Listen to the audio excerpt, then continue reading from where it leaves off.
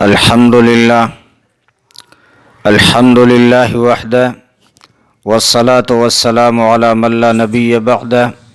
اما بعد فاعوذ باللہ من الشیطان الرجیم بسم اللہ الرحمن الرحیم قل ان کنتم تحبون اللہ فاتبعونی یحببکم اللہ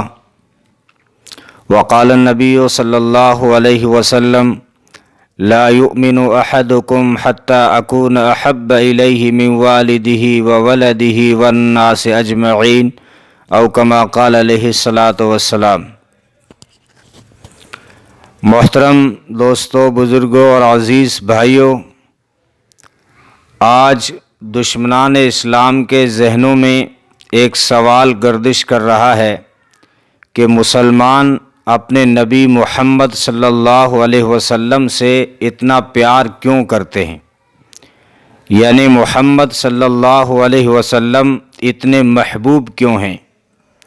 دنیا میں اور بھی پیغمبر آئے، اوتار آئے، گرو آئے۔ عیسائیوں کا دعویٰ ہے کہ ہم حضرت عیسیٰ علیہ السلام کو فالو کرتے ہیں، یہودیوں کا دعویٰ ہے کہ ہم حضرت موسیٰ علیہ السلام کو فالو کرتے ہیں،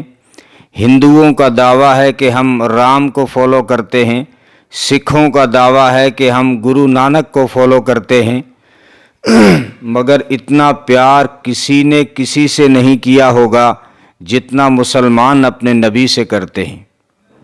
کیوں مسلمان نبی کی محبت میں، جذبات میں آ جاتے ہیں؟ دنیا کے کسی ایک کونے میں ان کے نبی کی گستاخی ہوتی ہے تو پوری دنیا کے مسلمانوں میں ہلچل پیدا ہو جاتی ہے۔ ہر مسلمان گستاخی کی خبر سن کر غصے میں دانت پیسنے لگتے ہیں، بلکہ دنیا میں رونما ہونے والے واقعات نے یہ ثابت کر دیا کہ مسلمان گستاخوں سے بدلہ لیتے ہوئے اپنی جان کی بھی پرواہ نہیں کرتا۔ صرف علماء، طلباء، حاجی، نمازی مسلمان کی بات نہیں ہے، بلکہ عام ان پڑھ مسلمان نہایت غربت و افلاس کے عالم میں جب نبی کی گستاخی سنتا ہے تو اپنی ریڑھی بیچ کر، ہتھیار خرید کر، دن دہاڑے اپنی جان کی پرواہ کیے بنا دشمن رسول کے پیٹ میں چھرا گھونپ کر اسے جہنم رسید کر دیتا ہے۔ ایک عام جوان جس کے چہرے سے ابھی معصومیت کی روئیں بھی نہیں جھڑی، مگر دن دہاڑے عدالت میں وکیلوں اور ججوں کے سامنے گولی سے دشمن رسول کے پرخچے اڑا کر یہ نعرہ لگاتا ہے کہ جو بھی نبی کی گستاخی کرے گا اس کی یہی سزا ہے۔ ایک عام جوان پردیسی رزق اور سامان زندگی کی تلاش میں کوشاں ہے، اپنے والدین کے لیے بڑھاپے میں سہارا بننا چاہتا ہے، مگر جب سنتا ہے کہ کسی نے فرانس میں میرے نبی کی گستاخی کی ہے، اور گستاخی کرنے والا بھی باپ کا درجہ رکھتا ہے، استاد ہے، ٹیچر ہے، مگر اس نوجوان کے اندر ایمان کی ایسی بجلی چمکتی ہے کہ وہ ماں باپ اور اپنی جان کی پرواہ کیے بنا اس اسکول کے ٹیچر پر وار کر کے جہنم رسید کر دیتا ہے، اور خود بھی گولیاں مسکرا کر کھا لیتا ہے اور چہرے پہ شکن بھی نہیں آتی۔ تب دشمن یہ سوچنے پر مجبور ہو جاتا ہے کہ مسلمان میں یہ جذبہ کیوں پیدا ہوتا ہے اور محمد صلی اللہ علیہ وسلم اتنے محبوب کیوں ہیں؟ اس کا ایک جواب تو یہ ہے کہ ہم مسلمانوں کو اللہ نے حکم دیا ہے کہ تم میرے محبوب جس سے میں بھی پیار کرتا ہوں ان سے تم بھی اپنے ماں باپ، آل اولاد، گھر بار، کاروبار اور اپنی جان سے بھی زیادہ پیار کرو۔ اس نے اپنے کلام قرآن پاک میں سورہ توبہ میں فرمایا،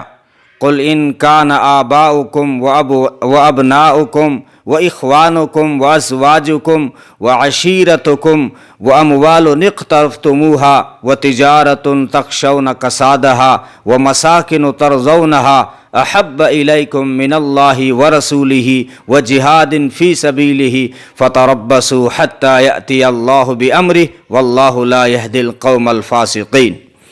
کہ اگر تمہیں تمہارے ماں باپ، تمہاری اولاد، تمہارے بھائی، تمہاری بیویاں، تمہارا خاندان و مال اور کاروبار و گھر بار، محل و بنگلے، حویلیاں اور کوٹھیاں اگر اللہ اور اس کے رسول سے زیادہ پیارے ہیں تو انتظار کرو کہ اللہ کا عذاب آ جائے۔ تو ایک تو یہ ہے کہ اللہ نے خود حکم دیا ہے اور محبت نہ کرنے پر سخت وعید سنائی ہے، اور اس نے فرمایا اگر مجھ تک پہنچنا چاہتے ہو تو پہلے میرے محبوب تک پہنچو، اگر مجھ سے تعلق چاہتے ہو تو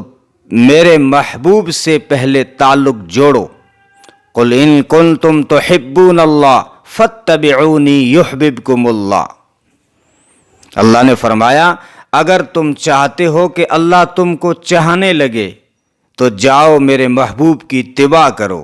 بظاہر اتباع کا حکم ہے، مگر اتباع محبت کے بغیر قائم نہیں ہوتی، یعنی میرے محبوب سے ایسی محبت کرو کہ وہ محبت تمہیں میرے محبوب کی اتباع پہ کھڑا کر دے، پھر میں بھی تم سے محبت کروں گا۔ اتباع کا حکم اس لیے دیا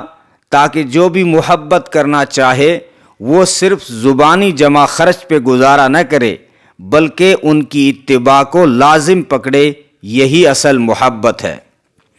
تو خیر مسلمان اپنے نبی سے اس لیے محبت کرتا ہے کہ یہ اللہ کا حکم ہے اور ہمارے ایمان کا حصہ ہے، اس کے بغیر ہمارا ایمان ہی پورا نہیں ہوتا۔ نبی نے خود فرمایا لا یؤمن احدکم حتی اکون احب الیہ من والدہ وولدہ والناس اجمعین، کہ تم میں سے کوئی اس وقت تک کامل مومن نہیں ہو سکتا جب تک وہ مجھ سے یعنی محمد صلی اللہ علیہ وسلم سے اپنے والدین، اولاد اور تمام لوگوں سے زیادہ محبت نہ کرنے لگے۔ محمد کی محبت دین حق کی شرط اول ہے، اسی میں ہو گر خامی تو پھر سب کچھ نامکمل ہے۔ نماز اچھی، روزہ اچھا، زکوٰۃ اچھی اور حج بھی اچھا، مگر باوجود ان سب کے میں مسلمان ہو نہیں سکتا، نہ جب تک کٹ مروں رسول اللہ کی حرمت پر، خدا شاہد ہے کامل میرا ایمان ہو نہیں سکتا۔ اور دوسری بات یہ ہے کہ محمد صلی اللہ علیہ وسلم کی محبت فطری چیز ہے۔ یہ ایسے ہی ہے جیسے میں تجھ سے پوچھوں کہ تو تیری ماں سے پیار کیوں کرتا ہے، تیرا جواب ہوگا یہ تو محترم و پاکیزہ رشتہ ہے، ماں سے تو میرا دلی اور فطری تعلق ہے۔ تو میں بھی یہی کہتا ہوں کہ ایک امتی کا اپنے نبی سے تعلق فطری ہے، یہ ایک محترم رشتہ ہے، اور یہ رشتہ قرآن نے بتایا کہ النبی اولیٰ بالمؤمنین من انفسہم وازواجہ امہاتہم، کہ نبی کا تعلق و رشتہ مومنوں سے ان کی جان سے بھی پہلے ہے۔ وازواجہ امہاتہم، نبی کی بیویاں امت کی مائیں ہیں۔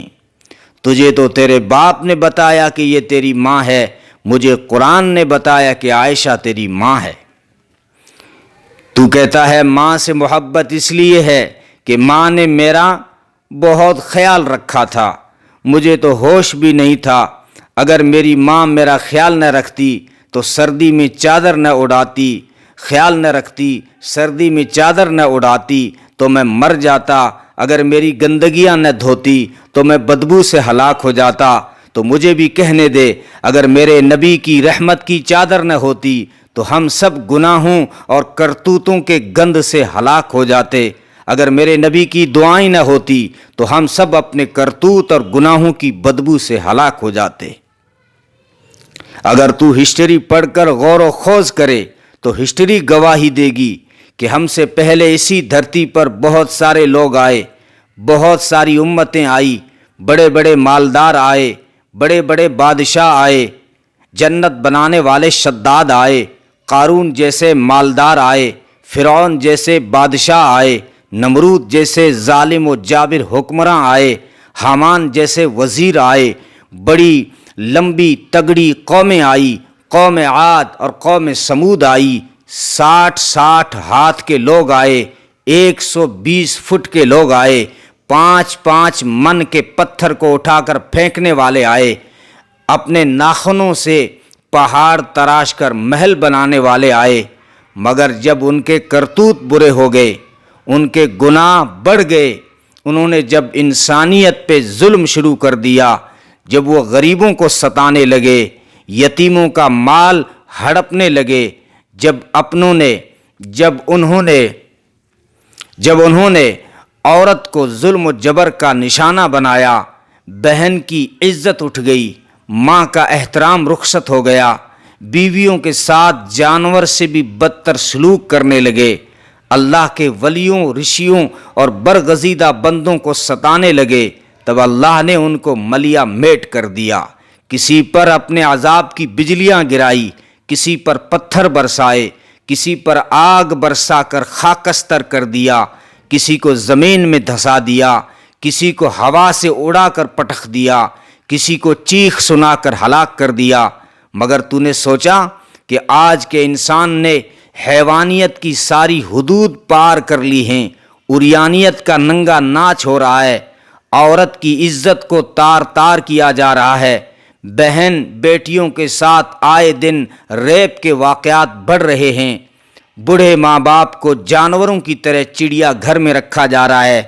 غریبوں سے ان کا حق اور نوالا تک چھینا جا رہا ہے، انسانی خون پانی سے زیادہ سستا ہو چکا ہے، عراق و افغان میں انسانی خون کی ہولی کھیلی گئی، لبنان و شام، اردن و چیچنیا میں بچوں کی لاش کے ڈھیر لگا دیے گئے، برما کے غریب انسانوں کو گاجر مولی کی طرح کاٹا گیا، کشمیر کے انسانوں کی سسکیوں پر بھی پابندی لگا دی گئی۔ یہ سب کچھ ہو رہا ہے، مگر نہ بجلیاں گری، نہ پتھر برسے، نہ آگ برسی، نہ آندھیوں نے ہمیں اڑایا، نہ زمین نے دھنسایا، نہ ہماری شکلیں بگڑی، نہ بندر بنائے گئے۔ تجھے شاید پتہ نہیں، تیرے سمع و بصر پر، قلب و نظر پر مہر نہ ہوتی تو تجھے ضرور سمجھ میں آ جاتا کہ ہمیں اتنی مہلت و ڈھیل کیوں ملی ہوئی ہے۔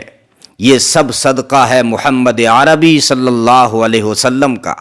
اگر ان کی رحمت اور ان کی دعائیں آڑے نہ آتی تو کب کے سور اور بندر بن چکے ہوتے، نیست و نابود کر دیے گئے ہوتے، ملیا میٹ کر دیے گئے ہوتے، عبرت کا نشان بن چکے ہوئے ہوتے۔ محمد عربی صلی اللہ علیہ وسلم نے کعبے کا غلاف پکڑ کر دعائیں کی تھی، یا اللہ میری امت پر عمومی عذاب نازل مت کرنا، میری امت کو زمین میں مت دھنسانا، میری امت پر پتھر نہ برسانا، میری امت کی شکلیں نہ بگاڑنا۔ تو کہتا ہے کہ میری ماں نے مجھے جنم دیا ہے، میری ماں نے مجھے جنم دیا ہے، میرے دنیا میں آنے کا ذریعہ بنی ہے، اس لیے میں ماں سے محبت کرتا ہوں، اس لیے میں اپنی ماں سے پیار کرتا ہوں، تو مجھے بھی کہنے دے کہ تیری تو 5 فٹ کی کائنات ہے جو تیری ذات کے وجود کا سبب بنی، وہ اگر وہ محترم ہو گئی اور اس کا محترم ہونا تجھے سمجھ میں آ گیا، تو جو ساری کائنات کے وجود کا سبب و ذریعہ بنے ہیں ان کا احترام تجھے سمجھ میں کیوں نہیں آیا؟ کونین کی تخلیق کا آقا تو سبب ہے، اسلام کا مفہوم تیرے در کا ادب ہے، اسلام کا مفہوم تیرے در کا ادب ہے، کونین کی تخلیق کا آقا تو سبب ہے، اسلام کا مفہوم تیرے در کا ادب ہے، طٰہٰ سے عیاں ہے تیری سیرت کا قصیدہ، واللیل تو آقا تیری زلفوں کا لقب ہے، کہ اگر محمد نہ ہوتے تو کچھ بھی نہیں ہوتا، نہ کلیاں مسکراتی، نہ پھول کھلتے، نہ گنچے چٹکتے، نہ گل مہکتے، نہ سبزے لہکتے، نہ عنادل چہکتے، نہ ستارے چمکتے، نہ سمندر بہتے، نہ دریا معزن و رواں ہوتے، نہ چاند و سورج درخشاں ہوتے، نہ حیوان ہوتے، نہ جن و انسان ہوتے، نہ حور و غلمان ہوتے، نہ لوح و قلم ہوتے، نہ آدم ہوتے، نہ ہم ہوتے، نہ تم ہوتے۔ نبی پاک صلی اللہ علیہ وسلم کا یہ احسان ہے کہ محمد عربی صلی اللہ علیہ وسلم کی وجہ سے ساری کائنات کو وجود ملا ہے، تو اگر کہتا ہے کہ میرے دنیا میں آنے کا میری ماں جو ہے سبب و ذریعہ بنی ہے اس لیے میں پیار کرتا ہوں، تو پھر مجھے بھی کہنے دے کہ جو ساری کائنات کے وجود کا سبب و ذریعہ بنے ہیں ان سے پھر جو ہے محبت کیوں نہ کریں۔ اس دنیا آب و گل کا وجود حب نبوی کا مرہون منت ہے۔ اگر اللہ کو اپنا جلوہ جہاں آرا دیکھنا منظور نہ ہوتا تو یہ حسین دنیا، یہ رنگ برنگی دنیا عدم سے وجود میں نہ آتی۔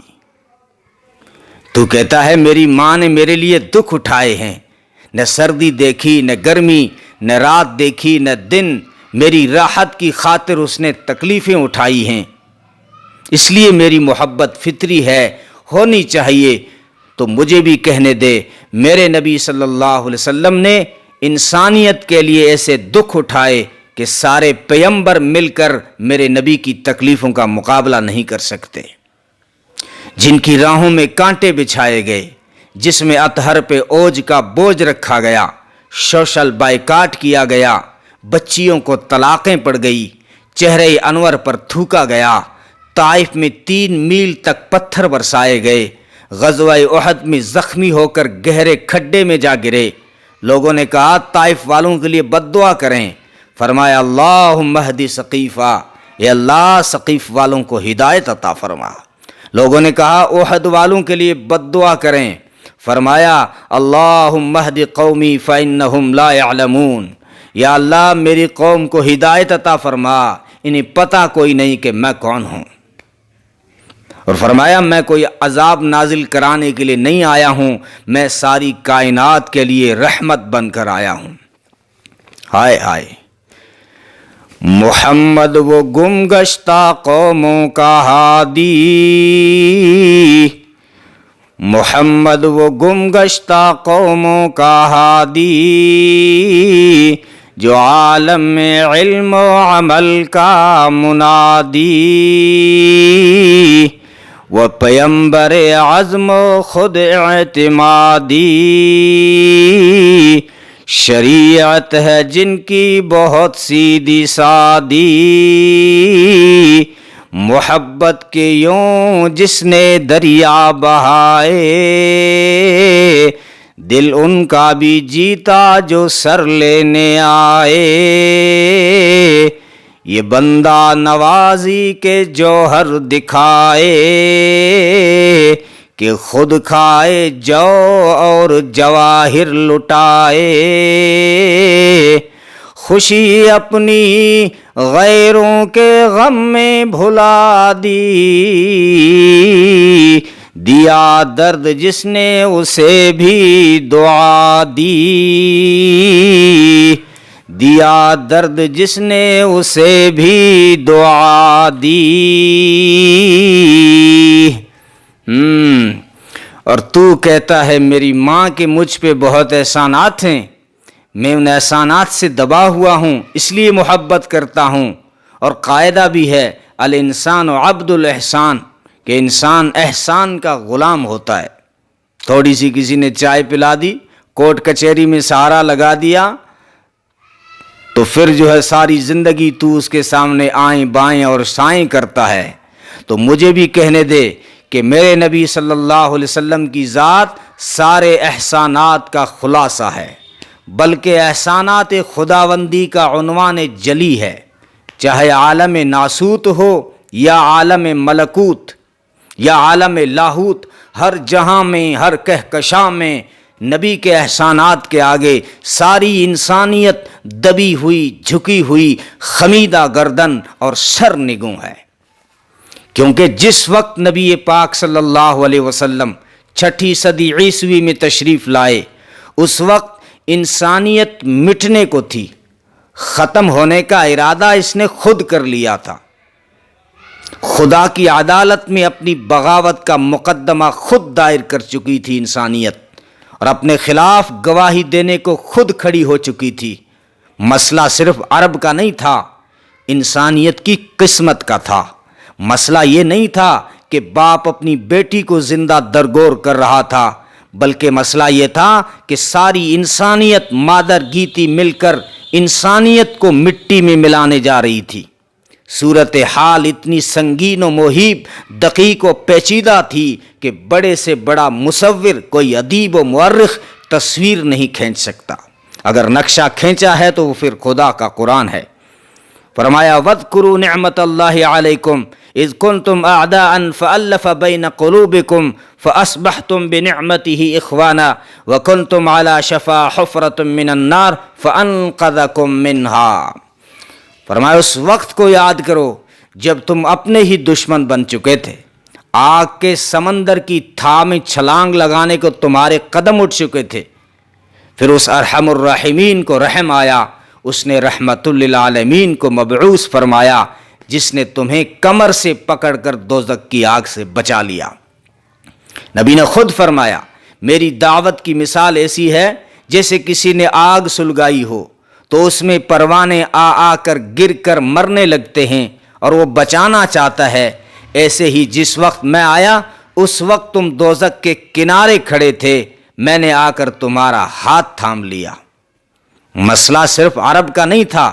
ہاں یہ صحیح ہے کہ وہ وحشی بن چکے تھے، وہ وحشی تھے، وہ ڈاکو تھے۔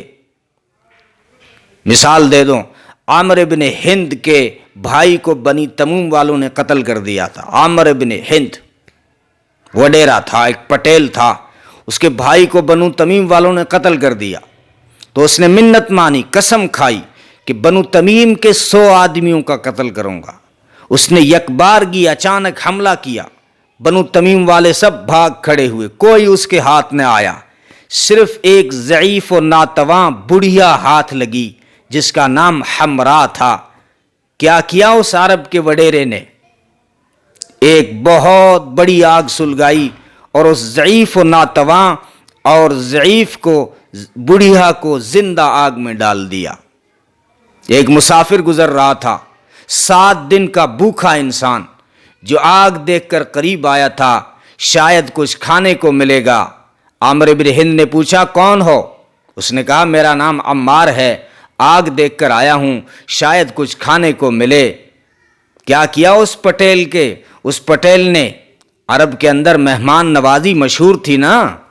تو اس نے کیا کیا؟ اس اجنبی مسافر کو پکڑ کر زندہ آگ میں ڈال دیا۔ لیکن مسئلہ صرف عرب کا نہیں تھا، وہ رومن و یونان جس کی تہذیب کے ڈنکے بجتے تھے، آج بھی جن کی تہذیب و تمدن کی مثالیں دی جاتی ہیں، ان کی تہذیب بگڑ چکی تھی، بگڑی نہیں متعفن ہو چکی تھی، اس میں بدبو اور کیڑے پڑ چکے تھے، انسانیت کھلونا بن چکی تھی، انسان کو کسی خونخوار جانور کے آگے ڈال کر ایک ایک اسٹیڈیم میں 80 ہزار درشک تماشا دیکھتے تھے۔ جیسے میرا جوان تو اس وقت تالی بجاتا ہے، ابھی IPL چل رہا ہے نا، جب کسی پانڈی کے بیٹ سے چوکا یا چھکا نکلے تب میرا جوان تالی بجاتا ہے، مگر اس وقت کا تہذیب و تمدن کا دھنی انسان کس وقت تالی بجاتا تھا؟ جب انسان کسی سانڈیے کے سینگوں سے گھائل ہو کر گرتا، جانکنی کے عالم میں آخری سسکیاں لے رہا ہوتا، اس وقت 80 ہزار درشکوں والا اسٹیڈیم تالیوں کی تکرار، تڑتڑاہٹ اور گڑگڑاہٹ سے گونج اٹھتا تھا۔ اسی کو جگن ناتھ آزاد نے کہا تھا، جو ایک ہندو شاعر گزرا ہے، اس نے کتنا بہترین نقشہ کھینچا ہے۔ کہتا ہے وہی یونان جو کبھی کہلاتا تھا تہذیب کی دنیا،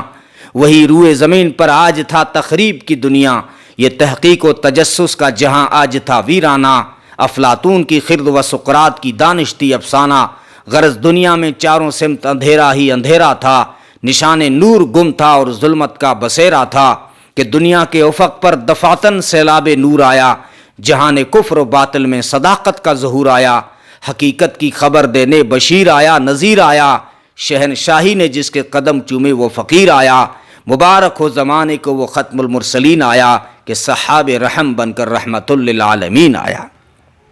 اللہ نے فرمایا وَمَا أَرْسَلْنَاكَ إِلَّا رَحْمَةً لِّلْعَالَمِينَ، میرے محبوب ہم نے آپ کو سارے جہانوں کے لیے رحمت بنا کے بھیجا ہے، سارے جہانوں کے لیے میرا نبی رحمت بن کے آیا، سارے انسانوں کے لیے، سارے حیوانوں کے لیے، جمادات کے لیے، نباتات کے لیے، حشرات العرض کے لیے، عورتوں کے لیے، بچوں کے لیے، بچیوں کے لیے، بہنوں کے لیے، بیٹیوں کے لیے، ماؤں کے لیے، بیواؤں کے لیے، غریبوں کے لیے، مزدوروں کے لیے، پتھر اٹھانے والوں کے لیے، کپڑے سینے والے درزیوں کے لیے، جھاڑو دینے والوں کے لیے، موچیوں کے لیے، درزیوں کے لیے، پرندوں کے لیے میرا نبی رحمت بن کر آیا۔ دنیا میں یوں بہت آئے پاک و مکرم بن کر، مگر کوئی نہ آیا رحمت عالم بن کر۔ تو اپنی ماں کے احسانات گناتا ہے تو میں اپنے نبی کے احسانات گناتا ہوں۔ خدا کی قسم 70 مائیں مل کر ایک بیٹے سے اتنا پیار نہیں کر سکتی جتنا پیار محمد عربی صلی اللہ علیہ وسلم نے اپنی امت سے کیا ہے۔ ہر ایک انسان کے کندھے پر محمد عربی کا احسان ہے۔ اگر تو مالدار ہے تب احسان ہے، اگر غریب ہے تب تجھ پہ محمد کا احسان ہے۔ اگر تو غریب ہے تو تجھ پر بھی نبی کا احسان ہے، اس لیے کہ غریبوں کے حقوق دنیا میں نبی نے بتائے۔ اگر تو مزدور ہے تو تجھ پہ نبی کا احسان ہے، اس لیے کہ مزدور سے لوگ مزدوری کراتے تھے اور پھر پیسے نہیں دیتے تھے، اجرت نہیں دیتے تھے۔ اس دنیا میں میرے نبی نے آ کر اعلان کیا کہ مزدور کا پسینہ سوکھنے سے پہلے پہلے اس کی مزدوری دے دو۔ اگر تو ٹیلر ہے تب بھی تجھ پہ محمد کا احسان ہے۔ محمد عربی نے اپنے گھر میں اپنے ہاتھ سے کپڑا سینا شروع کر دیا۔ امی عائشہ نے پوچھا اللہ کے رسول ہم 11 حرم ہیں، آپ اپنے ہاتھ سے کیوں سی رہے ہیں؟ فرمایا اس لیے سی رہا ہوں، کل میری امت میں کوئی ایسا امتی آئے گا جو کپڑا سینے کا کام کرے گا، کوئی اس کو تانا نہ دے، کوئی اس کو یوں نہ کہے یہ غریب ہے، اوروں کو کپڑے سیتا ہے۔ میں محمد اپنے ہاتھ سے کپڑا سی کر اس غریب کا سر بلند کر رہا ہوں۔ اگر تو موچی ہے تب بھی تیرے کندھے پہ محمد کا احسان ہے، اس لیے کہ محمد عربی نے اپنے گھر میں بیٹھ کر صحابہ کے بیچ میں بیٹھ کر اپنا جوتا سینا شروع کر دیا۔ صحابہ نے عرض کیا اللہ کے رسول پھر ہم کس کے لیے ہیں، ہمیں موقع دیجیے۔ وہ صحابہ جو نبی کے وضو کا پانی گرنے نہیں دیتے، ان کے سامنے محمد عربی جوتا سی رہے ہیں۔ فرمایا میں تمہیں نہیں دوں گا، اپنے ہاتھ سے سیوں گا، اس لیے کہ مجھے پیغام دینا ہے کہ میری امت میں ایسے لوگ بھی آئیں گے جو جوتا سینے کا کام کریں گے، ان غریبوں کو کوئی تانا نہ دے، ان کو کوئی حقیر نہ سمجھے۔ میں محمد اپنے ہاتھ سے جوتا سی کر اس غریب موچی کا سر اونچا کر رہا ہوں۔ اگر تو جھاڑو لگانے والا بھنگی ہے تب بھی تیرے کندھے پہ محمد کا احسان ہے، اس لیے کہ محمد عربی نے اپنے گھر میں جھاڑو اٹھایا اور صفائی شروع کر دی۔ امی عائشہ نے ہاتھ پکڑ لیا اللہ کے رسول پھر ہم کس کے لیے ہیں، 11 حرم کیوں ہیں اور ہم آپ کی خدمت کے لیے منتظر رہتی ہیں؟ نبی نے ہاتھ جھٹک دیا، فرمایا نہیں عائشہ میں اپنے گھر میں صفائی اس لیے دے رہا ہوں کہ میرا کوئی امتی غریب آئے گا جو کسی کے گھر میں صفائیاں دے گا، کسی کی گلیاں صاف کرے گا، کوئی اس غریب کو تانا نہ دے کہ تو یہ تو بھنگی ہے، یہ تو جو ہے لوگوں کے گھروں کو صاف کرتا ہے، یہ تو جو ہے گلیاں اور سڑکیں صاف کرتا ہے۔ میں محمد اپنے ہاتھ سے جھاڑو نکال کر اس غریب کا سر بلند کر رہا ہوں۔ اگر تو مزدور ہے اور پتھر اٹھاتا ہے تجھ پہ بھی محمد کا احسان ہے، تجھے بھی فخر محمد نے دیا ہے۔ محمد عربی نے ہاتھ 2 پتھر اٹھا کر مسجد نبوی کی تعمیر میں حصہ لیا۔ صحابہ نے کہا ہم کس لیے ہیں، ہم اٹھائیں گے پتھر، آپ بس بیٹھے رہے، ہمیں جو ہے صرف دیدار کا موقع دیتے رہے۔ فرمایا نہیں، اگر تم ایک پتھر اٹھا کے لاؤ گے تو محمد 2 پتھر اٹھا کے لائے گا اور یہ میں اپنے امتی غریب کا سر بلند کروں گا۔ جو کبھی آج جو ہے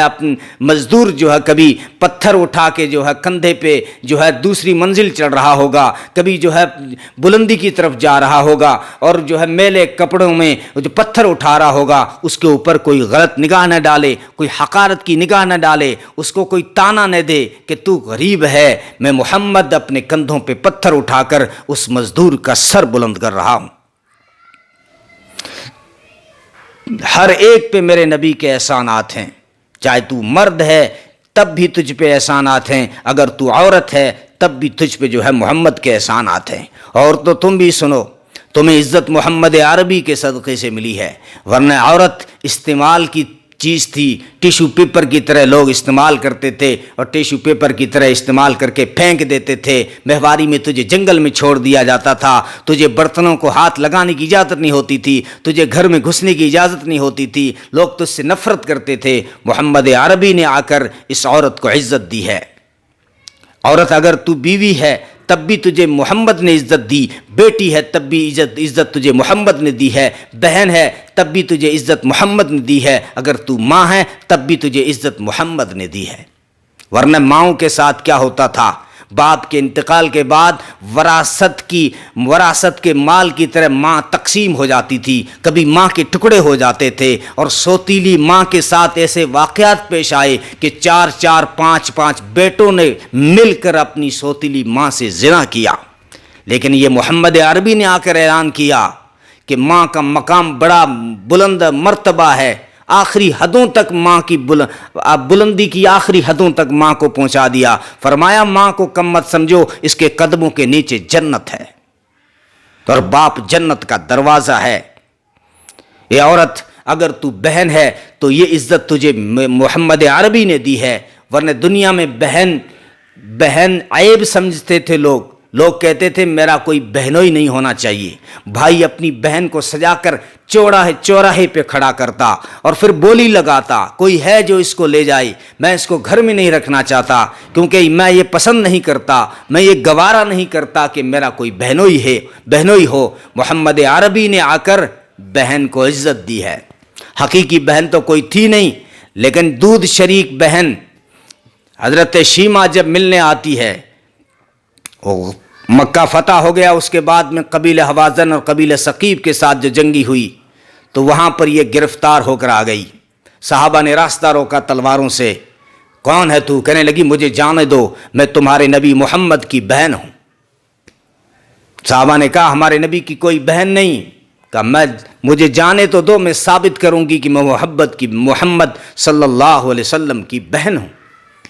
جب آئی اللہ کے رسول صلی اللہ علیہ وسلم کو جب پتہ چلا کہ شیمہ آ رہی ہے